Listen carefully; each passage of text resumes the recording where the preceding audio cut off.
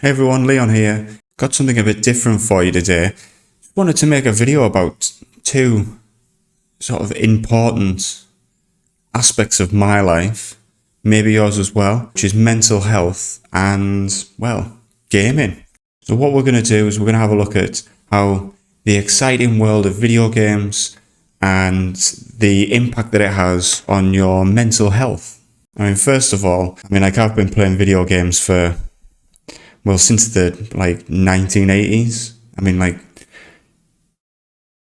1980s. Commodore 64, NES, right through till now. So a long time. And, well, mental health, it's an always constant, and it's something that as you get older, you realise that you've got to take care of quite a lot.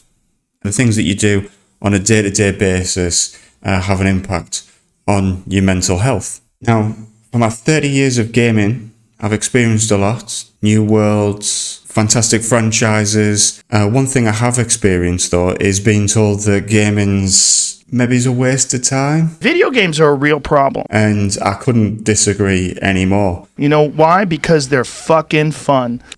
Not only do you get to experience fantastic games, new, old, multiple different ways that you can play with friends, yourself. It's not only just about the actual game itself and the experience that you have, but it's also, what it gives to you. More than just the experience of the game, time that you're making for yourself, and, you can, unwind.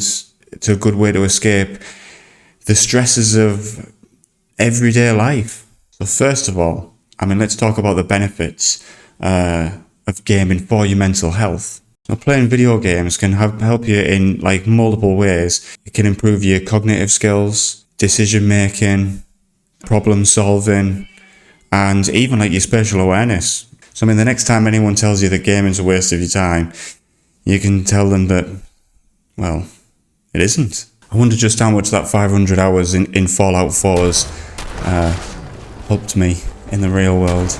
Now, apart from helping the old noggin, gaming can also be a great way to socialise as well. During the pandemic, I spent probably every night playing Call of Duty. It was just a really good way of being able to, spend some time chatting to people that I couldn't see. But also as well, it's a good way of being able to meet people. If you're, you don't mind playing with a mic on and giving it a whirl, there are some pleasant people out there, although there are some also fairly toxic people as well. But that can be part of the fun, maybe.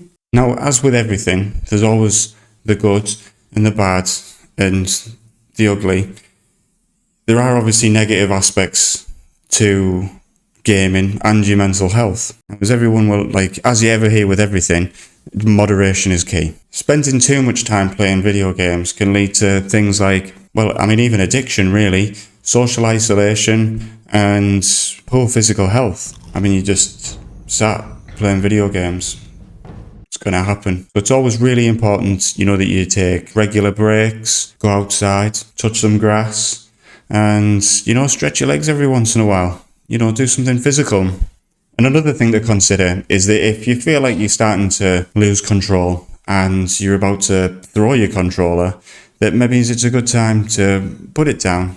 Either play a different game or do something completely different. And if gaming's having that much of an impact, a negative impact, then maybe it's worthwhile considering, seeking some professional help, some advice. And, because gaming's not meant to be, having that much of a negative impact on you. So it would be worthwhile considering. I think the balance between your mental health and gaming really comes down to whether or not your mental health is actually being impacted by gaming as it in itself. We all have challenges and things that we need to deal with on a day-to-day basis. And, I find that gaming is a really good way of being able to put those to one side for a period of time and allow me to forget about them and just be immersed and enjoy something. I've never really ever been in a situation where I felt like gaming's been the root cause of any of my mental health problems. I've certainly been addicted, especially to certain games. I mean, I remember when I got Grand Theft Auto San Andreas, and I remember buying it and I had to go away for a weekend to see friends. I could have stayed an extra night, and I decided to come back because I really wanted to play San Andreas. Could have had an amazing weekend, who knows? But I came home. Oh shit, here we go again. I played an amazing game. I've certainly got frustrated, found it difficult, but then it's always been kind of one of the games, really. You know, finding things challenging and ways to overcome difficulties within the game, but I've never got to the point where it's been like, it's got me down. I've certainly wanted to, you know, get good, son, at some games and be a lot better than what I am. But then that's the challenge, right? But, you know, if you ever feel like it's having such an impact on you mentally, then either maybe it's not the right game. You know, you maybe need to think about playing something else.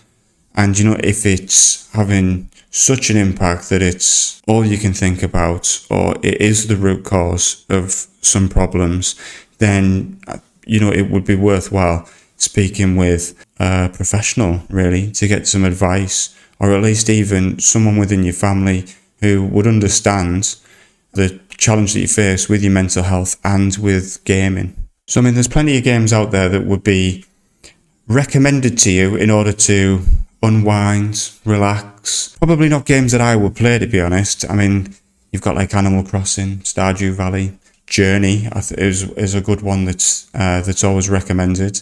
Maybe you wouldn't think about, you know, the fast-paced shooters, but my go-to game in order to relax and unwind is Hitman, the world of assassination, which I make videos on, so subscribe if you like them. But for me, a game like Hitman, which has just got lots of different environments that you can be immersed in, there's problem solving, different ways to do things, just overall just a really great game. Couldn't recommend it highly enough. That's the game for me that I know that I can sit down, I can play that for an hour, 2, 3.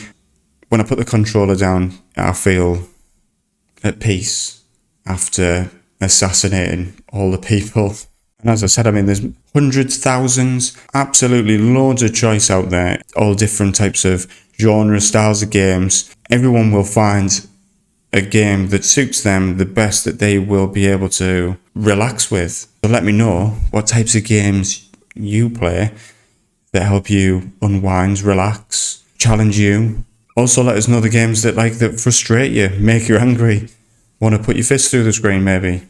As with anything with mental health, balance is always key. And if gaming is a part of your life and you wanting it to be a positive impact on your mental health, then the best thing I can say is really just to have sort of a balanced gaming life. Play lots of different games, you know, whether it be single player, co-op, online multiplayer, a bit of balance, because balance is necessary when it comes to mental health. Video games can be a fun, beneficial way to improve your mental health.